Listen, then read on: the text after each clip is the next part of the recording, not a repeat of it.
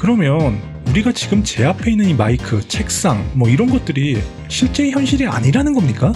그렇다는 거예요. 그러니까 이게 실제 세계의 진짜 본질이 아니고 우리가 그렇게 느끼는 일종의 그 상징, 아이콘과 같은 것이라는 거예요. 그렇다고 치면 근데 왜 그런 겁니까? 안녕하십니까? 아제너드 오 작가입니다. 안녕하세요, 아제너드 두디입니다. 오늘은 또 어떤 말씀을 해주실 건가요? 예. 오늘은 좀 이제 재미난 얘기인데. 재밌어요? 예. 보장합니다. 우리가 느끼는 그 현실이 있지 않습니까? 이 현실이라는 것에 대해 아주 좀 재미나고 새로운 해석이 있는데, 오늘은 이것에 관해 한번 얘기해 보도록 하겠습니다. 알겠습니다. 오늘도 좋아요와 구독 안 하신 분들 꼭 좀 부탁드리겠습니다. 예, 많이 좀 눌러주시고요. 우리는 지금도 그렇지만 언제나 현실을 인식하고 있잖아요. 그렇지 않으면 살 수가 없잖아요. 그렇습니다. 지금 이렇게 저희가 얘기를 하고 있고, 시청자분들은 지금 이 영상을 이제 보고 계시겠고, 이러한 모든 것들이 다 우리가 느끼는 현실이지요. 즉, 우리는 이게 우리가 보고, 느끼고, 듣고, 이렇게 인지하고 있는 현실, 이 현실이 실제의 현실이라고 생각을 하잖아요. 하지만 이제 미국의 인지과학자로 유명한 도널드 호프먼은 인간이 인식하는 현실은 실제가 아니라고 주장을 합니다. 그럼 뭔가요? 또 시뮬레이션 우주 또 이런 말씀 하시려고 그러는 거 아니에요? 아닙니다. 여기서 말하는 현실은 영화 매트릭스, 거기서 얘기하는 세상이 실제가 아니다, 이런 얘기가 아니고요. 우리가 인식하는 현실이 실제의 현실을 그대로 반영하는 것이 아니라는 거예요. 그러니까 실제 세계, 그것은 이제 현재 존재하는 것이 맞아요. 그건 있는 건데, 다만 우리가 그것을 100% 그대로 완벽하게 인식하지 못한다는 거예요. 그러니까 실제 세상이 있긴 한데 우리가 생각하는 현실은 잘못된 현실이라 이 말씀이신가요? 예, 그런 내용이죠. 이 도널드 호프먼은 이 자신의 이론을 지각, 인지, 지각에 대한 인터페이스 이론이라고 이게 불러요. 그럼 일단 이 이론부터 한번 알아보도록 하겠습니다. 이 도널드 호프먼은 이게 현실은 사용자 인터페이스와 같은 거라는 겁니다.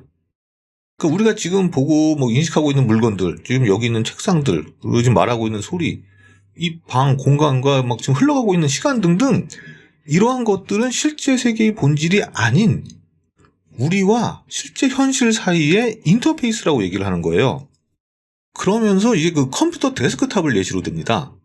예를 들어서 얘기를 해보자면은, 우리 컴퓨터 바탕화면에는 휴지통이라는 아이콘이 있잖아요. 자주 쓰죠. 그렇습니다. 우리는 거기에 파일을 드래그 앤 드랍하고, 그리고 이제 휴지통을 비우고, 이런 작업들을 하잖아요. 즉, 우리는 컴퓨터의 파일이 휴지통에 들어가고, 휴지통을 비우면은 완전히 사라진다고 이렇게 인식을 하지요. 실제로도 우리가 그렇게 행동을 하면은 그 파일은 더 이상 우리가 보는 컴퓨터 상에 남아있지 않게 되잖아요. 하지만, 사실 이러한 휴지통, 파일, 이런 아이콘 등은 실제가 아니에요. 실제 파일은 하드디스크라든지 그런 SSD 등의 전자회로상에 존재하는 거잖아요. 우리는 그러한 것을 보고 있는 게 아니에요. 컴퓨터도 그러한 것을 저에게 보여주는 게 아니고요. 우리는 휴지통 아이콘을 이용해서 파일의 삭제라는 것을 인식하고 이해하고 있는 거예요. 그러니까 도널드 호프먼은 이거와 마찬가지로 우리가 느끼는 현실은 실제의 현실 그대로, 여기서 컴퓨터 같은 경우로 보자면은 실제의 하드디스크라든지 그런 전자회로, 그런 것이 아닌 우리가 보고 있는 데스크탑 화면, 아이콘, 이런 거잖아요. 즉, 우리의 느끼는 실제 현실은 이런 것처럼 인터페이스화 되어 있는 이런 것을 인식한다는 겁니다. 그러면 우리가 지금 제 앞에 있는 이 마이크, 책상 이런 것들이 실제 현실이 아니라는 겁니까? 그렇다는 거예요. 그러니까 이게 실제 세계의 진짜 본질이 아니고 우리가 그렇게 느끼는 일종의 상징, 아이콘과 같은 것이라는 거예요. 그렇다고 치면 근데 왜 그런 겁니까? 왜 진짜 현실을 느끼지 못하는 이유가 있어요? 그러니까 우리가 왜 진짜 현실을 그대로 인식하지 못하고 이렇게 인터페이스화된, 이렇게 단순화된 것을 왜 우리가 인식하냐면은 도널드 호프먼은 그 이유를 진화에서 찾는 겁니다. 진화요? 진화와 현실을 느끼는 것이 무슨 상관이 있는 겁니까? 그러니까 이 얘기가, 이 진화라는 것은 진실보다 생존을 우선한다는 겁니다. 그러니까 유기체들은 현실을 정확히 인식하는 것, 이거보다는 나의 생존에 유리하게 왜곡된 현실을 인식하는 개체가 더 살아남는다는 거예요. 그 자연 선택에 의해 진실 그대로 인식하지 않고 생존에 유리하게 인식하도록 우리는 진화를 했다는 겁니다. 그 현실을 최대한 정확하게 인식하는 개체와 현실을 완전히 반영하지는 못하지만 그 생존에 최적화된 개체가 있다면은 후자, 이 생존에 최적화된 개체가 더 살아남기 용이하다는 거죠. 진화론이 그런 거 아닙니까? 그렇습니다. 자연선택설이 생존에 유리한 그런 개체들이 살아남는 거잖아요. 그래서 도널드 호프먼은 이것을 진화 알고리즘 시뮬레이션을 이용해서 생존에 유리한 개체가 남게 된다는 결과를 얻었다고 주장을 해요. 즉, 이 얘기가 단순히 그런 철학적인 차원에서 인간이 현실을 왜곡한다 이런 주장이 아니라 수학적 알고리즘의 결과라고 이제 얘기를 합니다. 이게 단순히 그 말장난같이 주장하는 것이 아니라 그 수학적 결과라고요? 그렇다고 하는 겁니다. 그래서 호프먼은 그 세 가지 가상의 개체를 설정하고 이제 시뮬레이션을 했거든요. 그래서 그 세 가지가 뭐냐면은 이제 하나는 진실 추구자. 이 진실 추구자는 외부 환경을 정확하게 인식하는 개체예요. 그리고 또 하나 설정한 것은 그 유용성 추구자. 이거는 이제 그 환경을 정확히 인식하는 대신 환경에 이런 것들이 유용한지 아닌지를 인식하는 개체입니다. 예를 들어서 환경에 어떠한 물체가 있다고 했을 때 이것이 먹을 수 있는 것인지 아닌지, 즉 이러한 자신에게 유용함을 인식할 뿐이지 그 물체의 본질을 그거를 정확히 인식하지는 않는다는 거예요. 그 중요하게 여기지 않는. 그다음 또 다른 하나는 이제 무작위 인지자라고 해서 이제 환경을 아무런 기준 없이 인식하는 개체, 이렇게 세 가지 개체를 설정을 하고 그 에너지 자원이 배치된 이제 그 가상의 2차원 환경에 투입을 해요. 그럼 여기 있는 자원들, 이 자원들은 실제 위치라든지 크기, 그 구성하고 있는 내용 등등 여러 진짜 정보를 담고 있는 겁니다. 그럼 이러한 자원들을 이제 2차원 환경에 무작위로 배치한 뒤에 그 앞에서 말한 또 개체들을 이 환경에 투입하고, 그러면은 이 개체들은 주위 환경을 인식하고 자원에 접근하고, 그래서 자원의 에너지를 얼마나 효율적으로 취하는지에 따라 이제 생존과 번식이 이루어지게 설정을 합니다. 그리고 이제 여러 세대를 거치도록 이러한 시뮬레이션을 이제 가동을 한 거예요. 그렇게 해서 얻은 결과는 현실을 정확히 인식하려 하는 개체들, 이런 진실 추구자들은 대부분 생존하지 못하고 실제를 정확히 인식하는 것보다는 단순화하고 나에게 유용한 것, 실용성을 추구하는 이러한 개체들, 유용성 추구자가 대부분 살아남았다는 거예요.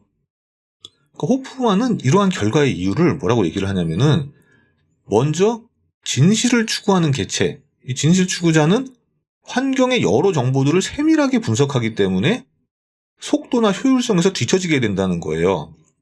반면 유용함을 추구하는 개체는 나에게 필요한 것만 빠르게 판단하기 때문에 생존에 더 유리할 수밖에 없다는 거죠. 따라서 결과적으로 그 진실을 인식한다는 것은 어떠한 그 계산 비용이 높은 것인데, 진화는 효율성을 추구하지 그런 비용을 감당하려 하지 않는다는 겁니다. 즉 자연 선택은 내가 생존하기 위한 능력을 선택하지 객관적이고 정확한 현실을 인식하는 능력, 이 능력을 선택하지는 않는다는 거예요. 그렇기 때문에 우리가 보는 현실은 진짜 실세계와는 완벽히 일치하지 않는다는 겁니다. 결국 우리는 그 생존을 위해 그 진짜 현실을 인식하는 것을 외면하고 생존에만 집중해서 진화되었다. 그래서 우리가 느끼는 현실은 실제의 현실이 아닌 단순화되고 왜곡된 현실이다. 이런 말씀이신가요? 네, 그렇습니다. 호프만의 주장이 바로 그거죠. 그래서 호프만은 이 자신의 그 인지에 대한 인터페이스 이론을 바탕으로 더 파격적인 주장을 하는데, 그것은 바로 이제 의식 실제론입니다. 의식 실제론이요? 예. 이건 또 뭔가요? 예, 이거는 우리는 보통 이거는 물리적인 것이잖아요. 그리고 이러한 뇌에서 의식이 나온다고 보잖아요. 그게 저희가 그 의식 관련 영상들에서 자주 이야기했던 그 이론론 아닙니까? 맞습니다. 그 최근 과학계는 그 의식은 그 물질, 즉 그 뇌에서 비롯된다는 이 이론론이 주류라고 제가 말씀 여러 번 드렸죠. 그렇죠. 이게 DNA의 발견, 그리고 뇌 과학의 발전 등으로 인해서 이렇게 되고 있는데, 하지만 호프먼은 의식이 물리적인 뇌의 부산물이 아니라 반대로 의식이 근본적 실체라고 주장을 합니다. 즉 물리적 세계가 먼저고 거기서 의식이 나온다, 이게 아니라 순서를 거꾸로 뒤집어서 의식이 근본이고 물리적 세계라는 것은 의식 간의 상호작용이 만든 부산물이라는 거예요. 즉 우리가 보는 이런 물리적 물질, 공간, 시간, 이런 것들은 의식이 만든 현상이라는 거죠. 완전 역발상인데요. 그렇습니다. 그러니까 보통 물질에서 의식이 비롯된다고 생각하는데 그게 아니라 의식에서 물질이 비롯된다. 이 말씀이시죠? 그렇죠. 그래서 호프먼은 우주를 구성하는 가장 기본 단위를 뭐 양성자, 중성자 뭐 이런 물리적 물질이 아니라 의식적 에이전트라고 주장을 합니다. 그리고 이러한 의식적 에이전트들이 서로 상호작용을 하면서 그 결과로 우리가 현실이라고 느끼는 이러한 물리적 현상이 나타난다는 거예요. 그러니까 이게 전통적 관점에서는 물질, 그리고 물질로 이루어진 뇌, 그리고 뇌에서 의식 이런 순서로 흐른다면 호프먼은 의식이 먼저고 그 다음에 의식의 상호작용, 그리고 거기서 물리적 세계가 나온다는 이런 얘기인 겁니다. 또한 이러한 실세계는 객관적이라는 이런 전통적 인식과 다르게 의식 간의 주관적 인터페이스며 시공간이 기본 구조라는 이런 기존 관점과 다르게 시간과 공간은 선택적 표현이라는 거예요. 시간과 공간, 이게 절대적인 실체가 아니고 우리가 의식 간의 상호작용을 효율적으로 표현하기 위한 이것도 사용자 인터페이스, UI라는 겁니다. 그러니까 인터넷의 여러 요소들이 상호작용하면서 웹페이지라는 어떻게 보면 이제 공간적인 그런 요소가 발생하듯이 그러니까 웹페이지라는 게 뭐 페이지라는 공간이 있는 것처럼 보이지만 그것은 사용자 인터페이스일 뿐이며 실제로는 그 뒤에 여러 노드들이 상호작용하고 있는 거, 이거와 같다는 거예요. 보이는 게 진짜 보이는 게 아닌 거죠? 그렇다는 겁니다. 그래서 도널드 호프먼은 이 의식적 에이전트도 단순한 철학적 주장이 아니라 수학적으로 정량할 수 있는 개념이라고 주장을 해요. 그 하나의 의식적 에이전트는 의식이 갖는 경험과 그 경험을 바탕으로 할 수 있는 결정, 그리고 그 결정에 의해 외부에 가할 수 있는 행동, 이 세 가지 값을 각각의 확률 함수를 통해 표현할 수 있다고 주장을 합니다. 그러니까 이게 뭐 말이 어려워 보이지만 사실 되게 단순한 거예요. 자세히 생각해보면은. 그러니까 우리가 무엇인가를 할 때 생각을 한번 해봅시다. 제가 여기서 그 오 작가님에게 만약에 꿀밤을 한 대 때린다고 해봅시다. 그것은 제가 뭐 꿀밤을 맞아봤거나 뭐 때려본 경험 이런 게 있으니까 이런 생각을 할 수 있게 되지요. 그렇겠죠. 그리고 때렸을 때 벌어질 일들에 대한 그런 것들도 다 그간의 경험을 통해 결국 내가 최종적으로 때린다는 결정을 하게 되잖아요. 강도도 조종하겠죠. 그렇죠. 그리고 이러한 의식의 결정을 실제로 외부에 가하는, 즉 꿀밤을 때린다는 행동, 이걸로 일어나게 되죠. 그러니까 결과적으로 우리가 뭔가를 한다는 것은 이러한 경험을 기반으로 결정을 하게 되고 그 결정을 행동, 실제 물리적인 어떤 외부적인 행동, 이렇게 나타난다는 거죠. 그래서 이러한 의식적 에이전트를 수백만 개로 확장을 해서 모델링을 하게 되면 의식은 이제 물리적인 것이 아닌 그보다 더 근본적인 어떠한 정보의 흐름으로 나타날 것이라고 이 호프먼은 주장을 하는 거죠. 확실히 아까도 말씀드렸지만 기존의 통념과는 상반되는 파격적인 주장 같습니다. 그렇습니다. 그러다 보면 어떻게 되겠습니까? 당연히 여러 비판도 많은데요. 엄청 많을 것 같은데요. 그렇습니다. 일단 이게 본인은 뭐 수학적, 과학적 모델이라고 주장을 하지만 사실은 이것도 어떻게 보면 이게 너무 추상적인 거기 때문에 결과적으로는 이것도 철학적 모델에 가깝다는 비판이 있어요. 또한 그 진화론적 인터페이스 이론도 이게 너무 단순화된 가정이라는 겁니다. 실제 생물의 진화는 저렇게 뭐 단순히 뭐 현실에 집중적인 아니면은 뭐 생존에 집중적인 이렇게 두 가지로 이분법화 시킬 수 없다는 거예요. 정확한 인식이 생존에 유리한 경우도 많이 있다는 겁니다. 뭐 먹을감을 정확히 인지하거나 또 우리 같은 고등 생명체가 이제 복잡한 사회적 상황을 인식하는 것, 사회성이 필요하잖아요. 이런 게 생존에 필요하다는 거죠. 그리고 그 의식을 가장 기본적인 세계의 근본의 실체로 보는 것, 이것도 형이상학적 문제를 과학적으로 포장한 것일 뿐 이게 오히려 더 미스터리한 이론이라고 이제 비판을 합니다. 다만 이제 여기에 대해 도널드 호프먼은 뇌가 의식을 만들어낸다는 기존 이론이 더 설명이 안 되는 더 미스터리한 이론이라고 이제 반박을 하긴 했습니다. 아무튼 이 도널드 호프먼의 이론은 이게 그 현실과 의식에 대해 아주 급진적이고 이렇게 도발적인 이론이에요. 우리가 느끼는 현실은 뭐 실제를 그대로 반영하는 것이 아닌 그 왜곡된 것이고, 그리고 의식이 먼저이자 근본이고, 물리적 세계가 그 부산물이라는 주장은 굉장히 파격적인 발상의 전환이지요. 그러다 보니까 당연히 물리학을 지배하고 있는 이 양자역학, 이거에 대해서도 새로운 해석을 주장하게 되지요. 물리적이 먼저가 아니라 의식이 먼저고 그 뒤에 물리적 세계가 존재한다고 하니 기존의 해석이 맞을 리가 없잖아요. 그렇겠죠. 이거에 관해서는 시간 관계상 저희가 기회 되면 나중에 따로 다뤄보도록 하겠습니다. 진짜 그 도널드 호프만이 바라보는 양자역학은 어떤 것인지 궁금하긴 하네요. 예. 알겠습니다. 오늘 말씀 잘 들었습니다. 오늘은 그 우리가 느끼는 현실은 실제와 다르다는 그 도널드 호프만의 주장에 대해서 한번 알아봤습니다. 그 호프만은 앞에서도 얘기했듯이 공간, 시간, 물리적 입자 이런 거는 이제 실제 현실이 아니라고 하잖아요. 따라서 파동 함수가 붕괴되어 현실이 결정된다는 이런 전통적인 코펜하겐 해석을 이 호프만은 애초에 붕괴할 입자도 그리고 그것이 있을 공간도 없다는 겁니다. 안녕하십니까? 아제너드 오 작가입니다. 안녕하세요. 아제너드 2D입니다. 오늘은 또 어떤 말씀을 또 해주실 건가요? 예. 저희가 저번에 도널드 호프만의 그 현실은 실제가 아니라는 그 인지에 대한 인터페이스 이론과 의식이 물질보다 우선한다는 의식 실제론에 대해서 한번 다뤄보지 않았습니까? 그러셨죠? 그리고 그렇기 때문에 그 양자역학에 대한 기존 해석과 다른 해석을 할 수밖에 없다고까지 말씀하셨죠? 네, 맞습니다. 그래서 오늘은 이 도널드 호프만의 주장을 바탕으로 한 그 양자역학에 대한 그 새로운 해석과 그 외로도 그 저번 편에 그 시청자분들이 그 굉장히 많은 댓글로 여러 얘기를 해주셨는데요. 그 부분에 대해서도 한번 얘기를 해볼까 합니다. 알겠습니다. 오늘도 그 좋아요와 구독 안 하신 분들 부탁 좀 드리겠습니다. 예, 많이 좀 눌러주시고요. 일단 그 저번 편 못 보신 분들은 그 위에 링크 통해서 보고 오시는 것을 추천드리고요. 보셨다고 하더라도 일단 그 잠깐 전편에 대해서 좀 요약을 해드리자면은 그 진화는 그 현실을 그대로 받아들이려는 것보다 생존에 유리하게 왜곡해서 받아들이는 것이 이게 진화며 따라서 우리가 인식하는 현실은 그 실제 그대로가 아니라는 것이 이 도널드 호프만의 주장이지요. 그 인터페이스 이론. 네. 또 이제 그 의식은 물질로 이루어진 그 뇌에서 나오는 것이 아니라 거꾸로 그 의식이 우주의 가장 근본 요소이며 이러한 의식들 간의 그 상호작용이 물리적 세계로 표현되는 것이다. 이게 그 도널드 호프만의 주장이라고 그때 말씀을 드렸습니다. 네. 그렇기 때문에 당연히 이제 그 기존의 물리 법칙은 이러한 시간, 공간, 물질 이런 거를 기본으로 여기며 그 위에 쌓인 이론이 이 물리 법칙인데 이거를 거꾸로 이제 의식이 먼저고 그 상호작용이 물리적 세계라는 이런 호프만의 주장과 이제 기존 물리 이론과는 맞을 수가 없지요.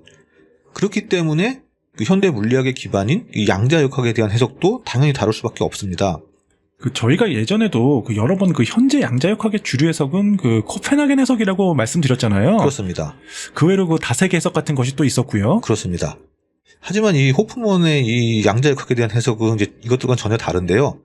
그럼 일단 먼저 그 코펜하겐 해석부터 한번 알아봅시다. 이 코펜하겐 해석은 우리의 이제 근본적인 입자들의 상태는 그 파동 함수로 기술되는 이제 확률적 상태에 있다고 여깁니다. 그래서 측정, 그 관측 이전에는 입자는 그 수많은 가능성의 확률을 가진 그 일명 그 중첩 상태에 있고 슈퍼포지션이요? 그렇습니다. 그리고 이제 관측이 될 때 그 많은 가능성은 붕괴, 콜랩스 되어서 하나의 상태로 결정져진다는 거 이거잖아요. 그 코펜하겐 해석이. 그렇죠. 근데 사실 이게 그 기존의 고전적 발상으로는 아니 어떻게 물질의 기반이 그 실제가 아니고 그 확률상으로 존재하고 또 관측이라는 것으로 인해 그 상태가 고정된다는 것이 이게 언뜻 그 쉽게 이해가 안 되잖아요. 그래서 그 아인슈타인도 코펜하겐 해석을 부정했다는 것은 그 유명한 일화지요. 그 유명한 신은 주사위 놀이를 하지 않는다. 달을 쳐다보지 않으면 저 달이 없는 거냐 이런 말을 했었는데 하지만 실제로 그러한 일들이 벌어지고 있다는 것은 이중슬릿 실험이라든지 이런 걸 비롯해서 이미 확인되고 있다는 것이 이게 정말 더 혼란스러운 일이지요. 충격 먹은 사람들이 많았죠. 그렇습니다. 끝까지 부정하는 사람들도 많았고요. 결국 이 코펜하겐 해석의 핵심은 이 관찰자 효과, 이 관찰자 효과라고 하는 이 관측이라는 행위가 실제 현실에 영향을 준다는 거 이게 핵심인데 하지만 이 관찰자, 이 관측자에 대해서는 아직도 이게 명확한 정의는 없어요.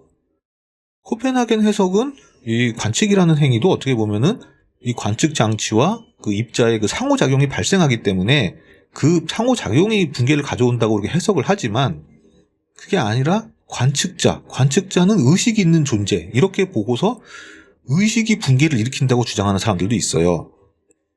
결론은 아직 모릅니다만 아무튼 여기서의 포인트는 입자는 확률상으로 존재하고 이 관측을 통해 붕괴되어 이제 실제가 결정되어진다는 거, 이거가 포인트인데, 도널드 호프먼은 이제 이거를 이렇게 봅니다.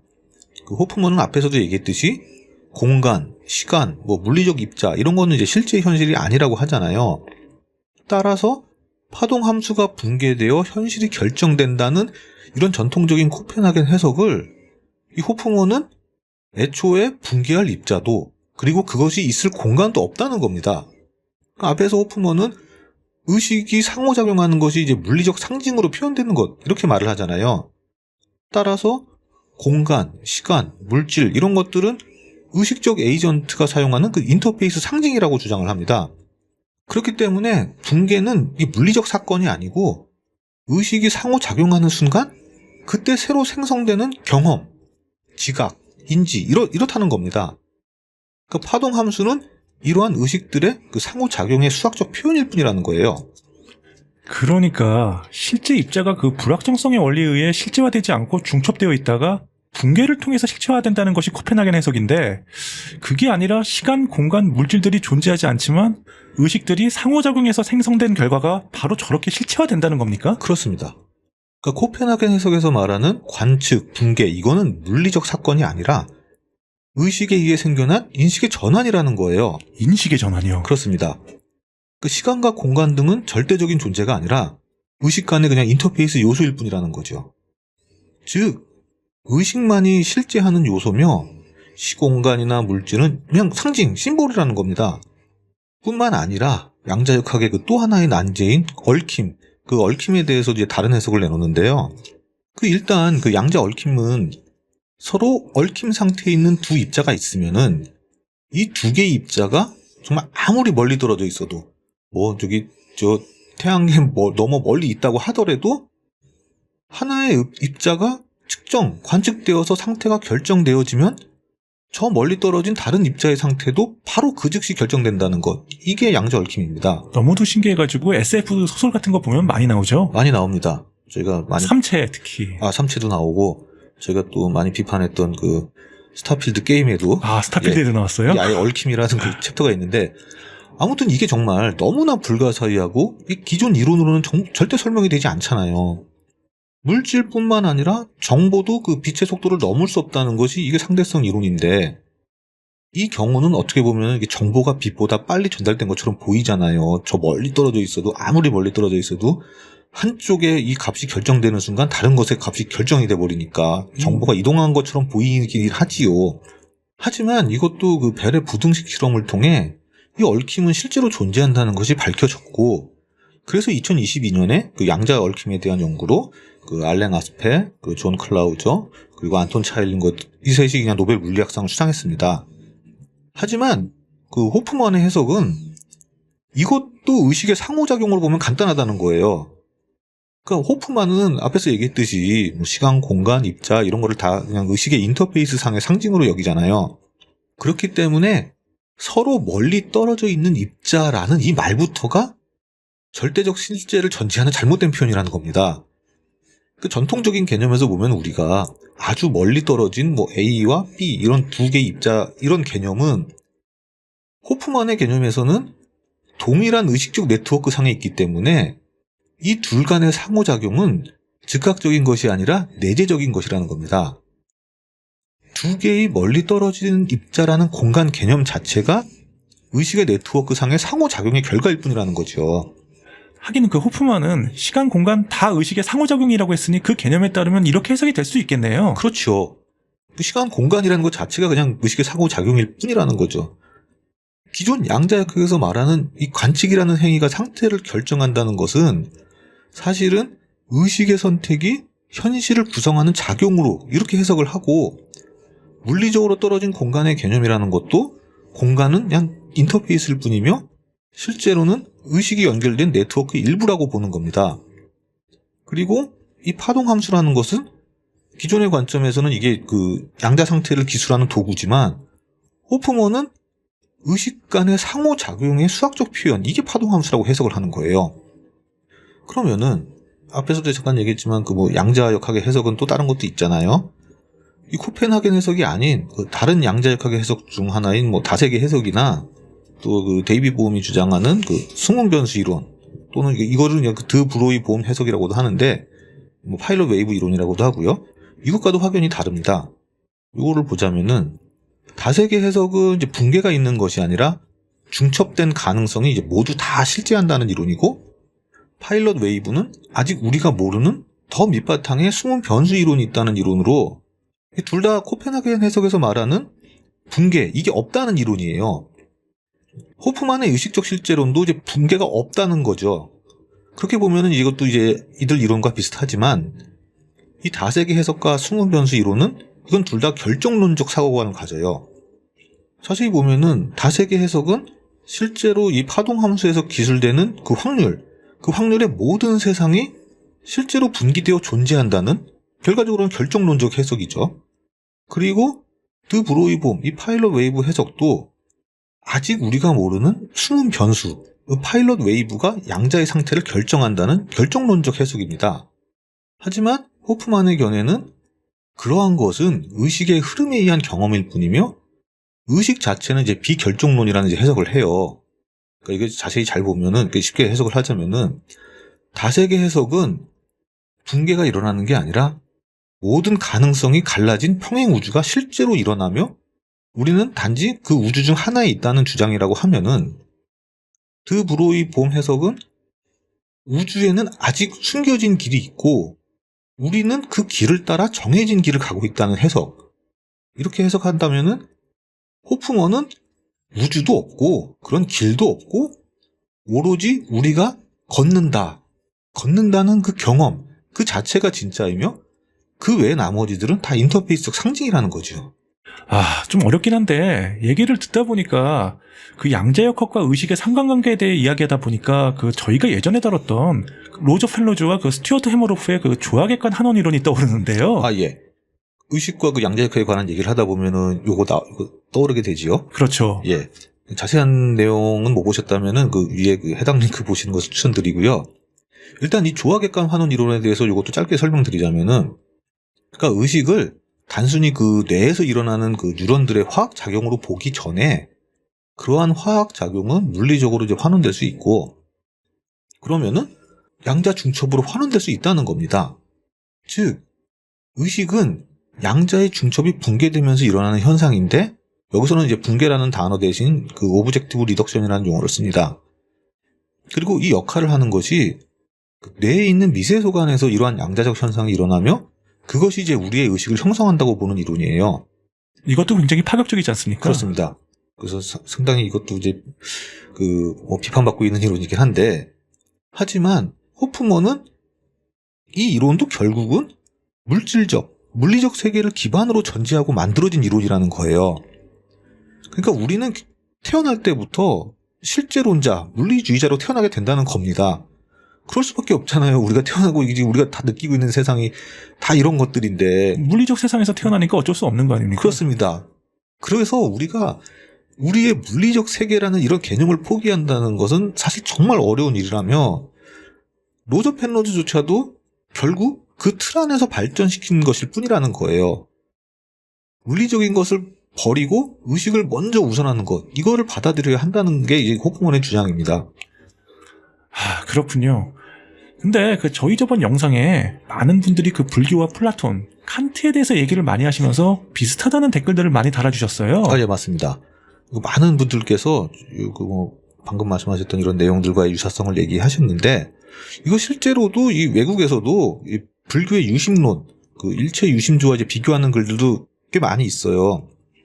그러니까 유심론도 이제 마음과 의식의 흐름을 우선시하고, 그리고 그것을 전부라고 여기고, 시간과 공간 같은 외부 세계는 그 마음이 만든 허상이자 투영으로 본다는 것, 이런 거나 고정된 자아는 없다는 것, 이런 것도 그 호프먼의 이론과 이 유심론과의 유사점이죠. 다만 이제 호프먼은 이것을 이제 단지 종교나 철학적 접근이 아닌 실제로 이제 수학적, 과학적 시뮬레이션을 통해 주장한다는 것, 이런 차이점이 있죠. 그래서 유심론의 과학적 버전이다, 이런 얘기도 듣고 있습니다. 진짜 실제로 그런 말들이 오고 가는군요. 그렇습니다. 또한 또 많은 분들도 얘기하셨던 이제 플라톤의 동굴 이것과도 비슷하지요. 아, 이거 유명하죠. 예, 이것과의 비교도 외국 커뮤니티 글들에 많이 언급되곤 합니다. 이 호프만과 비교하는 거. 그러니까 현실 세계는 이제 뭐 벽에 비친 그림자 같은 현상일 뿐이며 진짜 실제 이 플라톤이 얘기하는 이데아는 이성으로만 접근할 수 있다는 이런 얘기도 호프만이 얘기하는 그 의식적 에이전트의 상호작용과 그 비슷한 얘기가 되지요.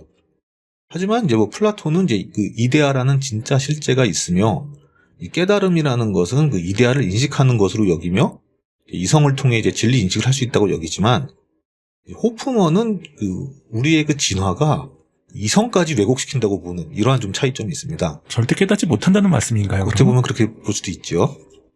그리고 이 칸트의 그 물 자체 이것도 우리가 그 실제를 인식하지 못하고 이 현상만을 의식한다는 것 이것도 그 호프먼의 그 의식적 실제론과의 공통점이라고 할 수 있죠. 다만 이것도 이제 그 칸트는 그 물 자체는 존재하지만 인간이 알 수 없다는 그런 이원론적 구조라면 호프먼은 그러한 물 자체에 이런 건 없고 오직 의식적 에이전트만이 실제라고 보는 이제 이러한 차이점이 있다고 할 수 있습니다. 아무튼 뭐 플라톤의 동굴이나 뭐 이제 칸트의 물 자체 뭐 그리고 호프만의 의식적 실제로는 현실이 실제가 아닌 어떻게 보면 가짜라는 이런 점에서는 이제 공통점이 있어요. 그러니까 이러다 보니 이제 전편에서도 언급했듯이 본인은 이제 과학적 수학적 이론이라고 주장을 하지만 결국에는 이건 뭐 형이상학적인 철학적 개념에 불과하다는 비판을 받기도 하지요. 저희 영상에 그 여러 번 나오셨던 그 고 데니얼 데닛은 호프먼의 주장을 이게 과학적 언어를 빌려온 그 철학적 이상주의라고 비판을 하며 실증 불가능한 이론이며 그 현대판 플라톤주의라고 비판을 했습니다. 또한 현상이 실제를 전혀 반영하지 않는다는 것은 그건 지금의 이 과학적 리얼리즘을 부정하는 거며 특히 그 호프만이 말하는 대로 이 감각이 거짓이라고 한다면 우리가 지금 하는 이런 과학 관찰 이런 것도 모두 다 허상이라는 것인데 근데 정작 본인이 과학적 수학적으로 주장한다는 것은 자기 모순이라는 거지요. 촌철 살인 같은데요. 그렇죠. 감각이 완전한 허상이라면 과학적 관찰도 허상인데 정작 본인의 이론은 뭐 과학적으로 자기 수학적이라고 증명을 하려고 하잖아요. 데닛은 이거는 이제 자기 모순이라고 비판을 하는 겁니다. 하지만 사실 이런 이론이 나오는 이유가 기존의 물리학이 이제 최근에는 좀 사실상 벽에 부딪힌 상태고 저희도 다뤘던 양자역학과 중력 이론의 통합은 정말 아직도 요원하지요. 한때 각광받던 촉근 이론도 현재는 좀 이상이 많이 떨어졌고요. 그러니까 모든 것의 이론, 뭔가 통일하는 모든 것의 이론이 있다고 여기는데 이것을 환원주의에 입각해서 물리학 관점에서 찾고 있잖아요. 하지만 호프먼은 근본이 물리학이 아닌 의식을 기반으로 탐구한다는 점이 기존의 시도에 비해 이제 확실히 급진적이고 파격적이죠. 그러다 보니 이제 어느 정도 발상의 전환 차원에서 이 도널드 호프먼의 이론이 얘기가 많이 되고 있는 것 같습니다. 사실 우리는 모르잖아요. 모르는데 그걸 이제 물리학적인 기반에서만 찾으려고 하는데 아닐 수도 있는 거잖아요. 그렇죠. 정말 이걸 우리가 밝혀낼 수 있을지도 의문이고요. 의식적이든 물리적이든 밝혀낼 수 있는 날이 빨리 왔으면 좋겠습니다. 그렇습니다. 될지 모르겠지만. 알겠습니다. 오늘 말씀 잘 들었습니다. 오늘은 그 양자역학에 대한 그 도널드 호프만의 새로운 해석과 다른 철학적 이론과 비교해보는 시간을 한번 가져봤습니다. 그 앞에서 얘기했던 거짓말쟁이 역설처럼 문장이 지칭하는 것이 실제의 나를 지칭하고 또 애쉬의 그림처럼 그림의 대상이 그림을 그리는 주체가 되고 바흐의 음악이 다시 시작 지점으로 돌아오듯이 이런 메타와 객체 레벨이 겹쳐지는 루프에서 나라는 환영이 생긴다는 거예요. 그러니까 여기서 말하는 환영은 이게 뭐 실제가 아닌 가짜다 이런 얘기가 아닙니다. 안녕하십니까? 아제너드 오 작가입니다. 안녕하세요. 아제너드 2D입니다. 오늘은 또 어떤 주제의 말씀을 해주실 건가요? 예. 그 예전에 저희가 그 의식을 다룰 때 그 심신 이론론과 그 심신 이원론에 대해서 여러 번 다뤘던 적이 있지 않습니까? 그렇죠. 그 오늘은 미국의 인지과학자 그 더글라스 호프스테터의 이상한 고리라는 그 흥미로운 개념에 대해 알아보는 시간을 가지도록 하겠습니다. 이상한 고리요? 예. 알겠습니다. 흥미로울 것 같네요. 오늘도 좋아요와 구독 안 하신 분들 꼭 좀 부탁드리겠습니다. 예, 많이들 해주시고요. 일단 먼저 그 심신 이론론과 그 심신 이원론, 여기서 이제 줄여서 이제 이론론, 이원론이라고 하겠습니다. 이거에 대해서 좀 짧게 설명을 하자면은, 그러니까 이거는 그 일명 그 몸, 마음 문제라고 해서 몸과 마음, 정신은 하나인가, 아니면 그 서로 이제 별개인가 하는 이제 문제입니다. 그래서 이제 그 이론론은 보통 그 환원주의에 입각해서 그 정신도 결국 그 물질에서 비롯된다는 그 유물론적 시각이 많고요. 그리고 이제 이원론은 대표적으로 이제 물질계와 정신계가 이제 별개로 존재한다는 개념 이렇게 있습니다. 물론 이제 이것도 각각 안으로 들어가다 보면은 막 여러 가지로 세분화되어서 이것도 여러 종류가 있지만 크게 생각하면은 이렇게 두 부류로 나뉜다고 생각하시면 됩니다. 그러다 보니 이게 서로 팽팽하게 대립하는 이론들이지만 이게 또 각각 난제들이 있습니다. 먼저 이 몸과 마음이 별개라는 이원론의 경우에는 그러니까 우리 몸은 물질로 이루어져 있잖아요. 그렇죠. 근데 어떻게 물질계가 아닌 별개로 있는 정신이 물질인 우리 뇌에 명령을 내리고 지시할 수 있는가? 이런 문제가 있지요. 서로 완전 독립된, 고립된 상태에 있는 것들인데 어떻게 서로 이거를 상호간에 전달 가능하냐? 이게 이런 문제가 있고요. 또 이론론의 경우는 우리를 구성하는 물질인 이 세포들은 이게 뭐 몇 개월만 지나도 뭐 완전히 다른 세포들로 다 대체가 되는데 그건 물질이 바뀐 거잖아요. 근데 어떻게 나의 정신은 그대로 유지가 되는 것인가? 일명 그 테세우스의 배 문제가 있습니다. 이렇게 여러 문제들이 있어서 이렇게 서로 상호 대립하고 있는 가운데 인지과학자이자 심리학자인 그 더글라스 호프스테터는 그 의식에 대해 좀 이제 새로운 개념을 내세웠는데요. 그의 1979년 그 필리처상을 수상한 저서 괴델, 애셔, 바흐를 통해 그 이상한 고리라는 개념을 제시를 합니다. 이상한 고리. 아까 제가 말씀드렸었는데 정말 명칭이 이상한데요. 예, 맞습니다. 이게 스트레인지 루프라고 하는데 여기서 이제 그 루프, 고리, 즉 이 루프는 그 이제 순환 반복되는 루프 그걸 의미를 합니다. 루프 저기 공상과학 영화에 많이 나오지 않습니까? 많이 나오죠. 그 일명 그 루프물이라고 그래가지고 저희도 뭐 다룬 적 있지 않습니까? 저희 대표적으로 사랑의 블랙홀. 아무튼 근데 이제 그 이 스트레인지는 기묘하다는 의미도 있으므로 이걸 뭐 이제 기묘한 순환 이렇게 생각하셔도 됩니다. 그리고 그 2007년에 이제 후속작격인 그 나는 이상한 고리다. 그 I'm a strange loop라는 책을 내놨는데 이것에 대해서 알아보도록 하겠습니다. 그 먼저 전작인 그 괴델 애셔 바흐. 여기에 괴델 애셔 바흐는 그 수학자인 그 크루트 괴델 그리고 그 판화가인 그 MC 애셔 그리고 음악가인 그 요한 제바스티안 바흐 여기서 따온 거예요. 그러니까 수학자, 화가, 음악가 이 셋을 통해 의식을 파헤치는 내용입니다. 저 같은 경우에는 애셔는 전혀 알지 못하고요. 예. 나머지 그 괴델이랑 그 바흐는 알지만 예. 셋이 딱히 공통점이 없어 보이는데요. 예, 일단 분야는 다르지만 하지만 이제 공통점이 있습니다. 그것이 바로 그 자기 자신을 가리키는 구조와 무한 반복, 즉 그 루프라는 이제 여기 공통적인 주제가 있거든요. 그래서 먼저 그 괴델의 불완전성 정리 이거부터 얘기를 해보겠습니다.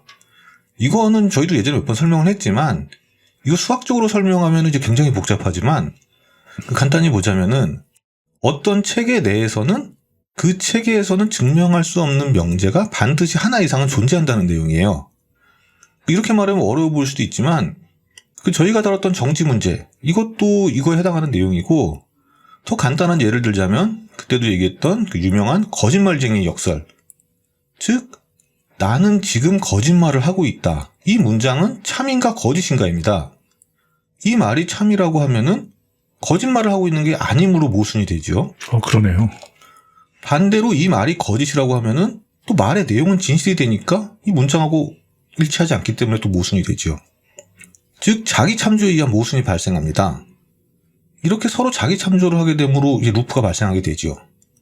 실제로 이제 뭐 컴퓨터 프로그래밍에서도 어떤 자료 구조 A가 다른 자료 구조 B를 참조하는데 그 자료 구조 B 안에서 다시 구조 A를 참조하게 되면은 여기서 이제 무한 루프가 발생을 하게 되거든요.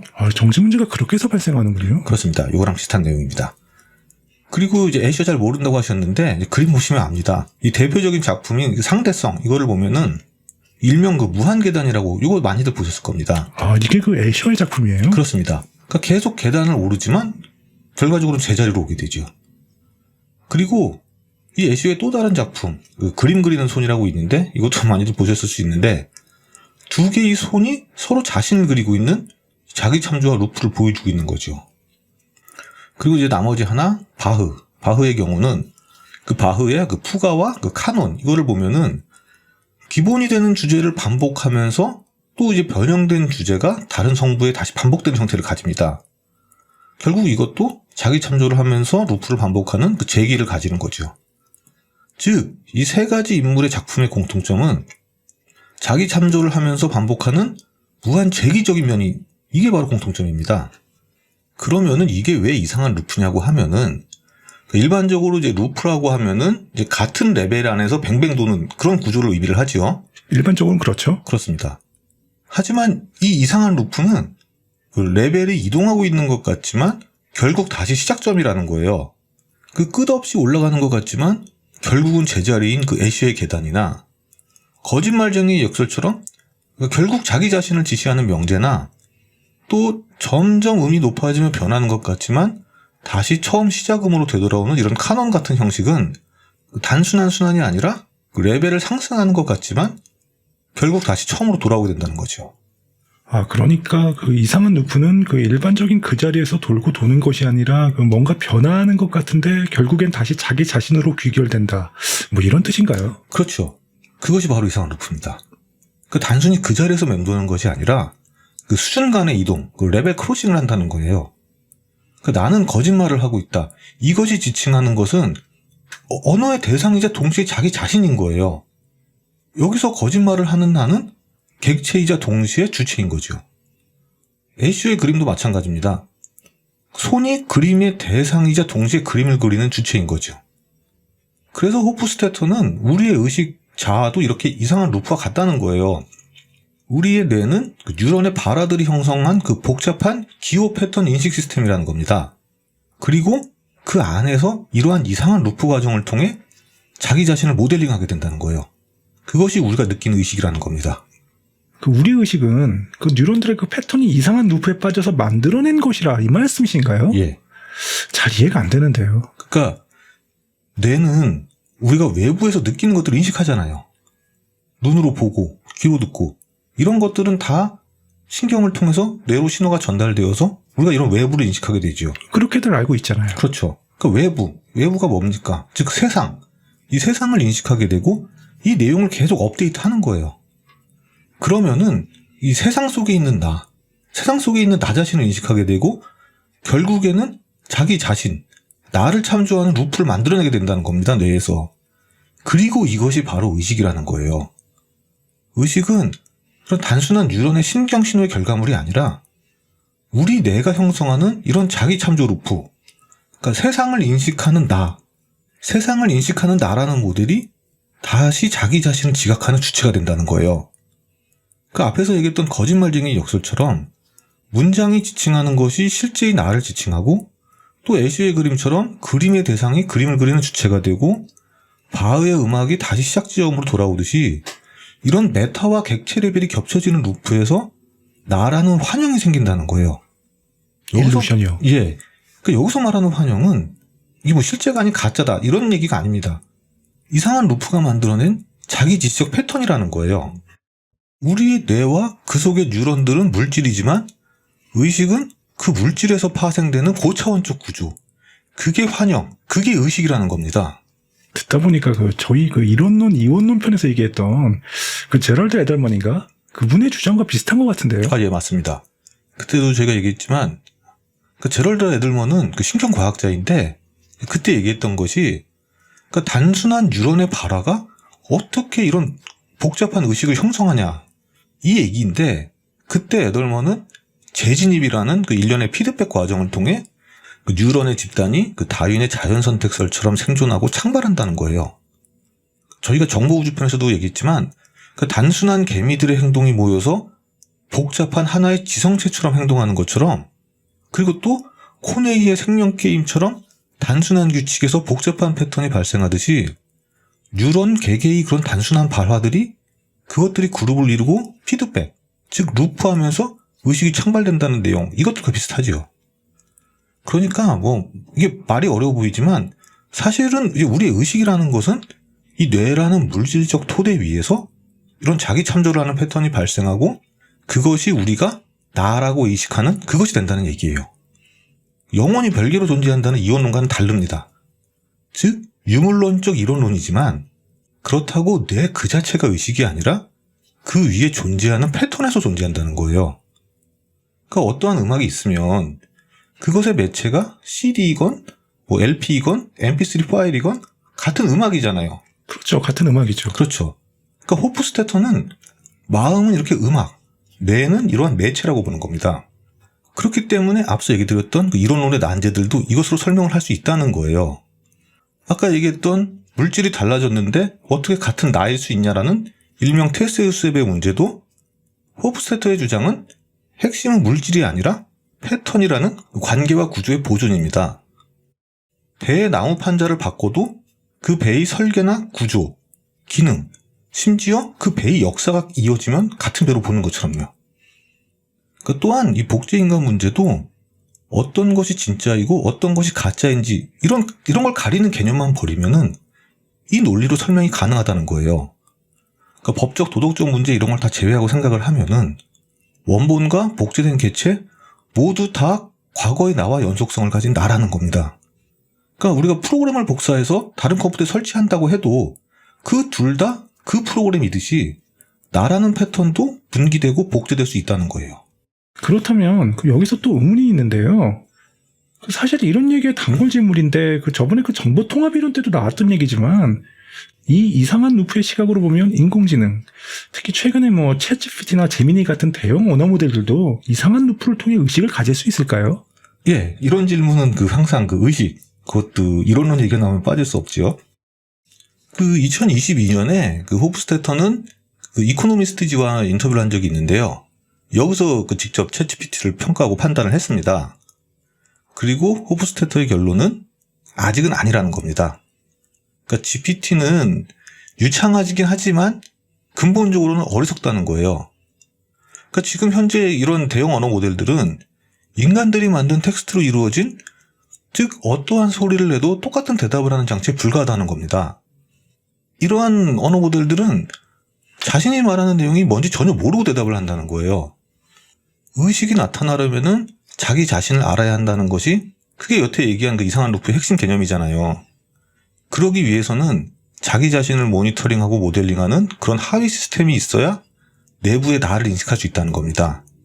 그리고 현재 챗GPT 등의 이런 대형 언어 모델들에는 아직 이러한 시스템이 없다는 거죠. 그러니까 우리 인간은 얘기를 하다가 이상한 말을 하면은 이상한 루프가 그것을 인지하고 잠깐 내가 왜 이런 말을 했지? 이렇게 말을 해요. 이렇게 인식을 합니다. 이것은 루프가 작동 중이라는 신호이지만 아직까지 현재 인공지능들에게는 이러한 능력이 없다는 거죠. 근데 인공지능이랑 대화하다 보면 예. 자신의 실수를 인정하기도 하던데요. 예. 헛소리한 거 지적하면 잘못했다고 반성도 하고요. 예. 물론 대화를 하다 보면은 인공지능이 이제 자신의 실수를 인정하기도 하지요. 하지만 그것은 이상한 루프가 작동해서 자신이 스스로 인식하는 것이 아니라 사용자가 이 인공지능 자신의 환각 현상을 지적하자 이건 다시 데이터를 확인해서 틀린 것을 정정하면서 나오는 것이에요. 자신이 스스로 자각하고 나를 인지하고 있지는 않은 거예요. 하지만 AI는 요즘 계속 발전해가고 있으니까 앞에서 얘기한 정말 저러한 시스템이 도입되면 그때는 정말로 의식이 창발할지 모르지요. 저 이상한 루프 개념이 옳다고 하면은. 물론 이 이상한 루프 개념에 대한 비판도 많이 있습니다. 이게 뇌와 마음의 작동을 설명하기에는 비유적으로는 좋을 수 있지만 과학적이나 철학적 설명이 부족하다는 얘기가 있고요. 특히 의식의 어려운 문제, 저희도 철학적 좀비라든지 이런 데서 얘기했던 주관적 경험, 즉 내가 보는 빨간색이 당신이 보는 빨간색과 다를 수 있다는 이러한 감각질, 그리고 퀄리아가 왜 존재하는지에 대해서는 설명을 못한다고 지적을 합니다. 그리고 또 이상한 루프는 자기 참조를 과대평가한다는 비판이 좀 있습니다. 자기 참조를 의식의 본질로 설명을 하지만 이거는 이제 과도한 일반화라는 거죠. 자기 참조가 의식이 된다는 이런 신경과학적 증거 같은 거는 없다는 겁니다. 그 외로도 여러 비판이 있긴 하지만 이게 이론로 유물론적 입장에서 앞에서 말씀드렸던 난제도 있지 않습니까? 테세우스 배라든지 이런 거에 대한 해결책을 제시하는 좀 비교적 간결한 이론이자 또 쉬운 은유와 이런 비교를 통해 이해하기도 쉽고 또 요즘 각광받고 있는 통합 정보 이론이나 전역 신경 작업 공간 이론 같은 이름부터 어려운 이런 어려운 용어들이 나오고 또 이제 메커니즘 같은 기술적인 것에 초점을 맞추는 이런 다른 이식 이론들에 비해서 자신의 살아있는 주관적 느낌을 얘기하는 이론이라 그래서 좀 매력적인 이론으로서 와닿고 좀 의의가 있는 것 같습니다. 정말 그 의식의 세계는 파고들면 들수록 정말 신비한 세계인 것 같아요. 맞습니다. 알겠습니다. 오늘 말씀 잘 들었습니다. 오늘은 그 더글라스 호프스테터의 그 이상한 루프에 대해서 알아보는 시간을 한번 가져봤습니다. 예를 들어서 이제 대표적으로 영화 인터스텔라를 보면 그 주인공 쿠퍼가 그 블랙홀 속으로 들어가서 그 5차원 공간, 거기 뭐 테서렉트, 거기에서 이제 그 과거의 머피와 그 시간, 공간을 초월해 그 소통하는 장면이 나오잖아요. 그러니까 이것은 우리가 경험하는 창의적 순간, 일명 그 유레카 순간을 다른 차원에서 정보를 불러오는 것처럼 생각할 수 있다는 거죠. 생각해보면 좀 그럴싸하지 않습니까? 안녕하십니까? 아제너드 오 작가입니다. 안녕하세요. 아제너드 2D입니다. 오늘은 또 어떤 충격적인 썰을 말씀해 주실 건가요? 예. 그 네바다 대학교 물리학 교수인 그 마이클 프라비카 이분이 있는데, 이분이 말하기를 인간의 의식이 그 뇌 활동만으로는 설명되지 않으며, 그러니까 우리가 인지하는 4차원, 즉 3차원 공간과 시간을 넘어선 숨겨진 더 높은 차원에서 비롯되었을 수 있다는 이런 가설을 제안했습니다. 의식이요? 예.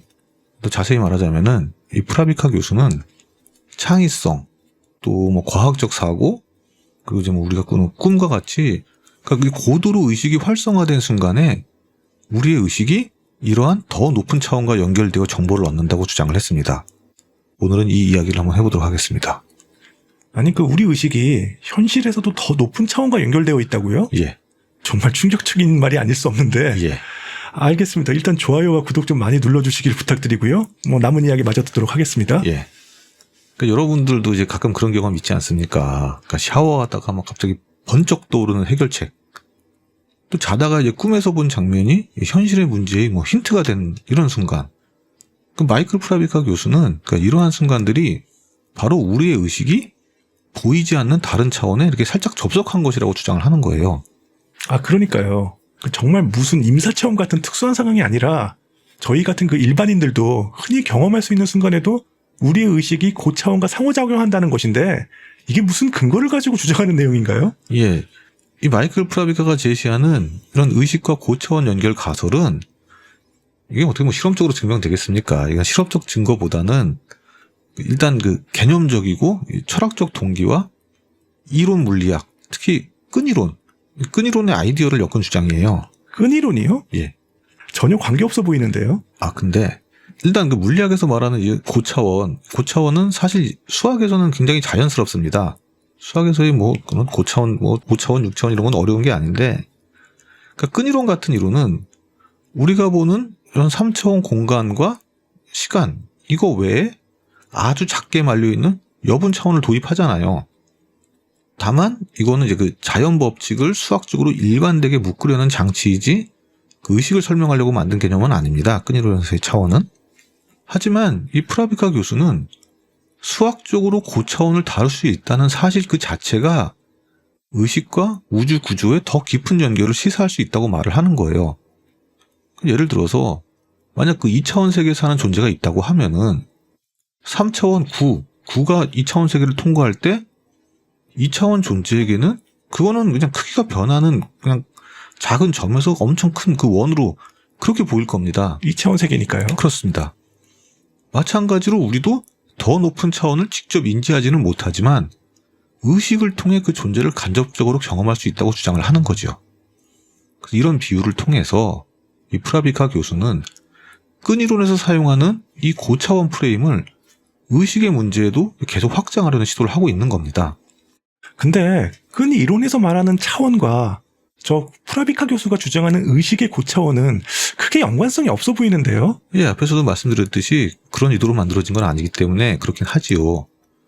이 문제는 저희가 이제 끈 이론 편 등에서 여러 번 말씀드렸지만 이 끈 이론은 그러니까 우주가 뭐 10개 또는 뭐 11개의 차원으로 이루어져 있고 그러니까 우리가 인지하는 이 4차원, 3차원 공간과 시간 이거를 제외한 나머지 차원은 매우 작게 뭉쳐져 있어서 관측할 수 없다고 가정을 하잖아요. 끈 이론이 그런 거죠. 예.